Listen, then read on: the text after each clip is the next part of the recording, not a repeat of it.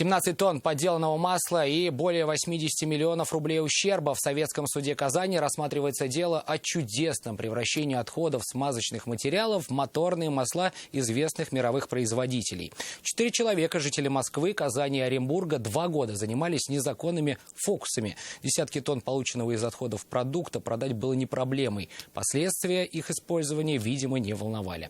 Ленар Гинатуллин из зала суда. Калякберов, Шалабаев, Савельев, Ольберг.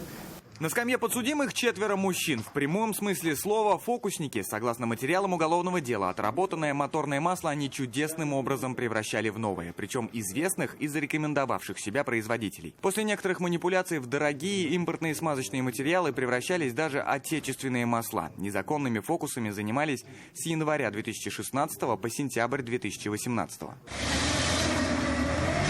Полицейские на территории Москвы и Казани провели более 30 обысков в офисных, складских и производственных помещениях. Изъяли 17 тонн контрафакта на сумму более 80 миллионов рублей. Весь контрафакт был изъят сотрудниками полиции при проведении обысков. Потерпевшим, надлежащим пользователям товарных знаков причинен ущерб в крупном размере. Представителей потерпевших компаний сегодня и допрашивали в суде. Защита упирала на то, что ущерба компаниям как такового и не было. У них никто ничего не крал. Ущерб является материальным, потому что та продукция, которая была реализована подсудимыми, она непосредственно не была реализована правообладателем.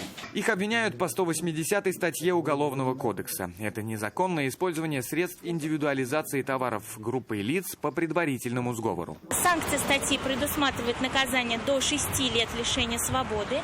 Вину в содеянном подсудимые признали частично, отрицая совершение преступления в составе организованной группы.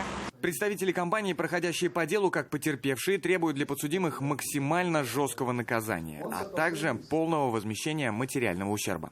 Ленар Гинатуллин, Константин Бушуев.